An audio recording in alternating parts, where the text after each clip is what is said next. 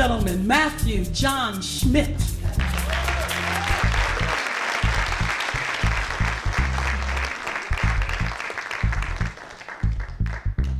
2 months ago, my family and I decided to move from Los Angeles to Detroit. And it's been a delight to see, it's been a delight to see our daughters experience their first Michigan October. Daddy, are those trees on fire? I mean, look at them. They're so beautiful. Y'all, if you haven't been to California, palm trees don't do that. So we moved to the east side, to Pingree Park, between Mac and Gratiot, and we got some neighbors. All right, come on by. Burn Street. So I'm in the midst of starting with my wife and my partner in LA, a nonprofit called the Table Setters. And as we do that, I've also taken up a job as a Lyft driver. And that's given me a chance to relearn our city, both all the neighborhoods and the intricate streets and how the boulevard does all kinds of weird things. But it's also given me the chance to hear the stories of real Detroit. You see, I spent my first 18 years in Beverly Hills, Michigan. 13 in Southfield, a really great place to grow up. Really, got some of my neighbors here, my parents. But it's also a place that didn't always tell the truth about Detroit. So one of my first weeks, I was driving on a Lyft route, and I went by the Mount Elliott Cemetery, and I remembered burying my great Aunt Dorothy there 20 years ago. And it was also the day that I first learned of the specific, unique flavor of Detroit area bigotry. Look at those houses, those nice houses. Look what happens when you give black people nice things. Look at what happens. It's such a disgrace. And my teenage body at the time wanted to have a smart, put you in your face kind of retort to this guest at the funeral, but the words just didn't come. Now, I'll have you know that most of my Lyft passengers are people right in my neighborhood. Moms needing to get to work, dads needing to get to work, kids needing to get to Wayne State, people that have decided taking a Lyft every now and again is a little bit cheaper than having car insurance in this city. I'm still registered in California as long as I can. But anyway. No, so... And most of the time, I have great passengers, in suburbs and in Detroit. But every once in a while, my route takes me all the way up Woodward, past Maple. And one particular day, I was sitting at a coffee shop, and sitting next to two ladies with pink skin like mine. And they were having a conversation, deep in thought. And there was this brown-skinned family right next to them, and they were getting up, young family. And they were getting up, and they had a little baby boy, 9, 10 months maybe. And as they got up, he started to wake up, and the two ladies next to me just started fawning over him. Right? Oh, look at that baby! Look at his little curls! Look at how those eyes are so beautiful. You two must be so happy. And they weren't really listening to the responses of the parents. And as the family rolled away, right when they're out of earshot, one of the women said to the other woman, black boys are so cute when they're babies. So my 30-something spidey senses started tingling, and I wanted to thwap something really smart at her, because I've heard that kind of language every day since that day in the cemetery. The coded, hidden language of systemic racism. Neighbors, not the ones that came tonight, thank you. The neighbors would tell my family that what they were going to do if the creep moved too far up Woodward. Neighbors who were aghast at my parents' decisions to take it to Zoshi Milko's in Southwest Detroit, another family-owned restaurant, after a Tigers game, because they were sure that my parents were neglectful parents and that we were bound to get shot if we spent too much time on this side of 8 Mile, right? And living in LA the last 15 years, we've had our own flavor of this. What with Echo Park is so nice now that they got all the hipster coffee shops where all the liquor stores were. And homeless people living homelessly, well, they can live any shelter they want as long as it's not in my backyard. And Latino people, they're pretty sneaky.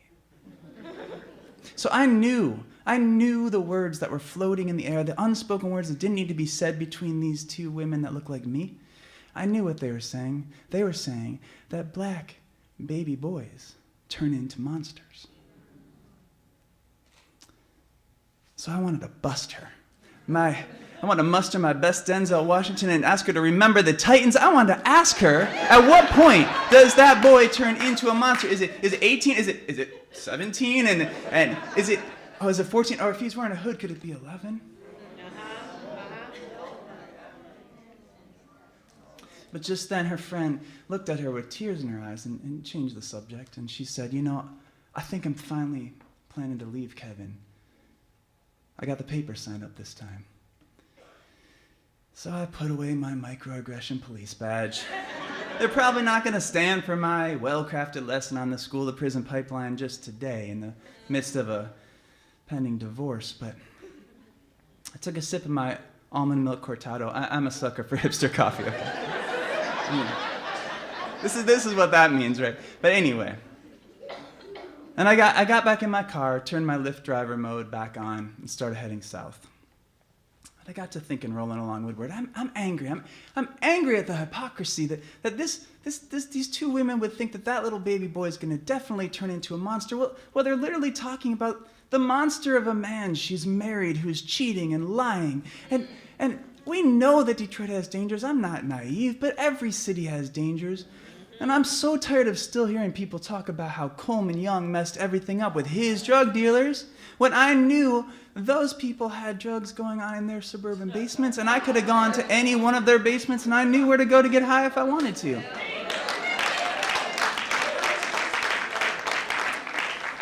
So, but as I kept rolling down Woodward, right, that anger turned into a profound sense of sadness. They don't know.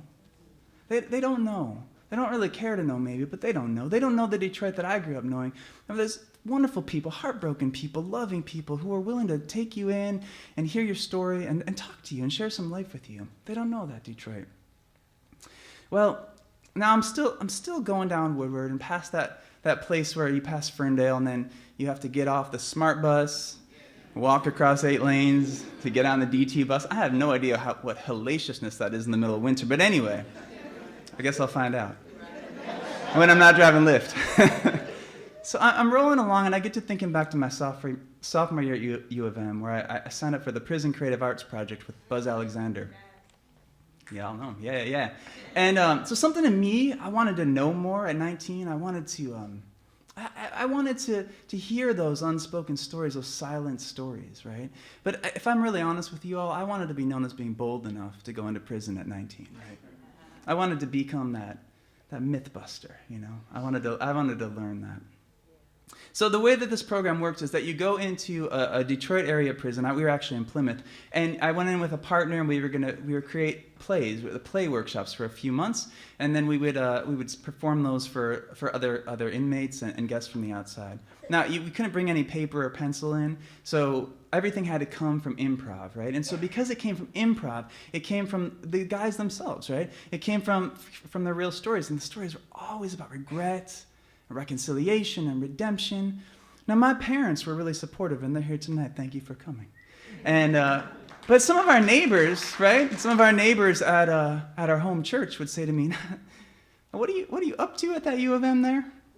I'm sure they were State fans, but anyway, what are you up to? Because your parents tell us about this prison thing, and I would look at them and I'd say, our Bible in Matthew 25, right? It talks all about going to hang out with people behind bars. I think that's pretty. But Matthew, that's just a metaphor. For what? Some of you would tell me the metaphor. I don't know.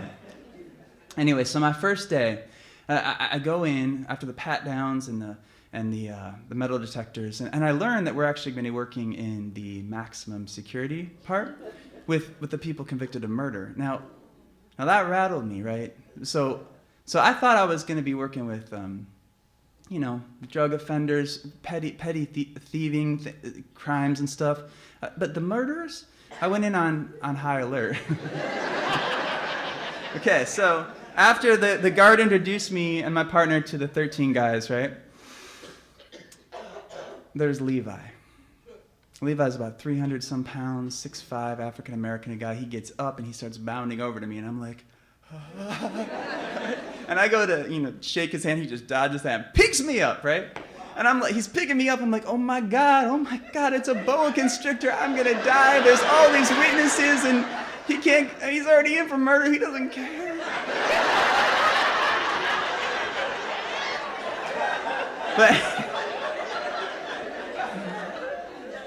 But he puts me down, and I'm like, oh, he's hugging me. He is hugging me, and he has this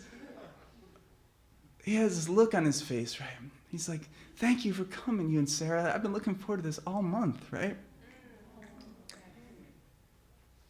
And so I went in there. Levi becomes one of the most important mentors of my life, right? Any of you seminarians, he becomes my Paul, and I was sort of like his Onesimus. Levi was this, I went into this room thinking I was in a room of Charles Mansons and Jeffrey Dahmers, right? But Levi and his friends, we only know a few of those names, there's a few of those guys, right? Levi and his guys inside, they were deeply complicated, deeply caring, deeply wise men. Levi's story briefly was that he's a Vietnam vet. He comes back addicted to morphine, has some shrapnel damage. He racks up some priors, he's having trouble holding a job, and he's out on a sort of house arrest. Judge, I don't know the official term, but anyway, he's out on some sort of house arrest, and he can't be, there's a curfew. And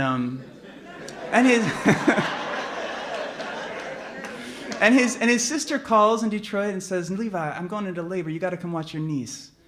And Levi's like, I have a good relationship with my parole officer, and he goes, except that somebody else had plans that night to break in. And Levi, remember, he's a force. And somebody was breaking into his niece's window on the 3rd floor, and Levi charged that window, and he fell and broke his neck and later passed away. So Levi has a life sentence. And Levi is not a monster. You know, Levi is a little like Detroit itself, loving, deeply protective, scarred, and fiercely misunderstood.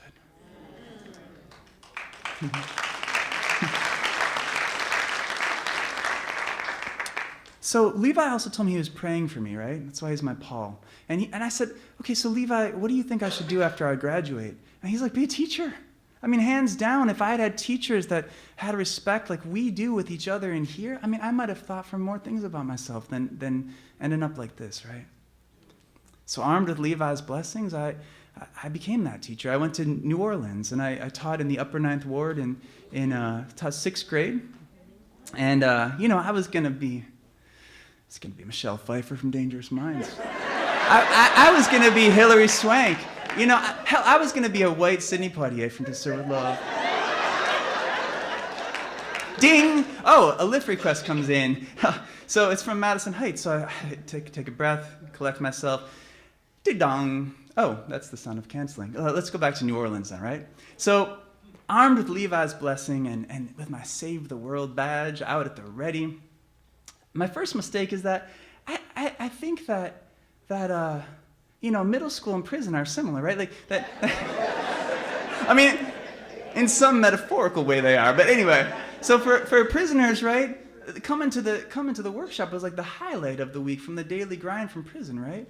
For a 6th grader, middle school is the daily grind, right? So, but the other mistake I made is that I thought they were all going to be such troubled kids, right? They're all going to have so many needs. Most of them just want to be taught. Just teach us, right? Just teach us something, care about us, have structure, and don't just pay attention to the kids who might end up like Levi. So here's day one, right? I walk in, I'm not untucked then. I go up and I have my Scantron, I've got all the attendance, I'm taking roll, it's 2nd period, and the Scantron only lists, like so many letters, and this is where I learned how Black names can be really long. And so I'm up there and I'm going, Smith, Deshandel Smith, Deshandel, and this little girl, about yay high, flips her head around so fast that one of her braids actually takes off. And she says, is Deshandel Lisa? Don't forget it. And now, that braid has made it all the way over and hits Justin Coleman, and he says, her weave is attacking me, and I am. And this is 2nd period of day 1. It only got worse from my perspective. I heard things like, "Ooh, Mr. Schmitt, you're so racist. You just wanted to come to New Orleans and make life hell for little black kids, didn't you? Ooh, Mr. Schmitt, why do you keep telling us stories about Detroit and prison? We don't even know what this Michigan thing is. Ooh, Mr. Schmitt, you the white devil." Busted, right? Busted. By Thanksgiving, I wanted to quit. It's funny now, but this is a tender place for me, right? I wanted to quit. I wanted to fly home. You see, I was guilty of white saviorism, and it's part of it's a little piece of a problem I like to call righteousness. But you know that thing where self-righteous white people think they have all the answers and all the solutions, and that all y'all should, use me as your standard to measure to, right? But a funny thing happens when you allow yourself to be busted in front of a community that's deeply paying attention. And some of those mamas and fathers from New Orleans' Upper Ninth Ward, African Americans and some Vietnamese families too, they started reaching out to me. They wanted to see how their kids were doing, sure, but they really wanted to see how I was doing. And they started inviting me over. And I accepted. And they'd say things like, "Cedric told me, Mr. Schmitt, that you're a vegetarian, right? So we made you a special pot of gumbo." Now, 1999, vegetarianism in New Orleans meant you just don't eat red meat. So New Orleans broke my vegetarianism right quick with chicken and shrimp. But how could I not eat a special pot made for me, right? And, yeah, right? You feel me, right? How could I not? And so there I was in New Orleans, getting fed. And I'm breaking down and building and being built up again, right? So I couldn't go at those two white women in the coffee shop back there. I couldn't go at them and bust them up, because that's not how I got busted, right? It's been 20 years and counting. It's not something that you can just rush in. Now there's things to be said, right? But I couldn't come at them, because that's just another form of self-righteousness, right? That's righteousness of another kind. That's coming in and saying, "You're wrong. No, you're wrong. No, you're wrong." It just never ends. I'm driving by all these trees now, changing their colors, and it's making me think back to that gumbo. And the still green leaves we have reminds me of the greens from a good Vietnamese bowl of pho. And God bless those Vietnamese families who didn't laugh every time I said pho. You see, they invited me to their tables. And before I could be the best Matthew I could be, not the best white Matthew, but the best Matthew I could be, I needed to eat of their soup. I needed to accept their hospitality. I needed to hear from them and let them take care of me some, so that I could learn how to take care of their kids, right? And that's what we can do, right? We can sit down. We can tell stories. We can listen to stories. We don't do enough of that, right? We need this like every week, Satori. Ding, another lift request comes through. This time it's from Kendrick in Southfield. It holds, it's not canceling, so I do a U-turn, start heading north. It's like we do, right? We keep driving. We keep listening, we keep learning. And I pray that we have the courage to keep trying each other's soup.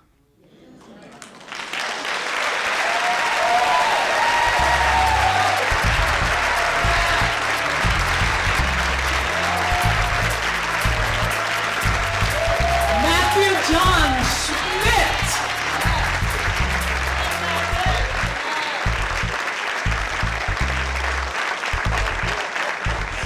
Connect, heal, and transform.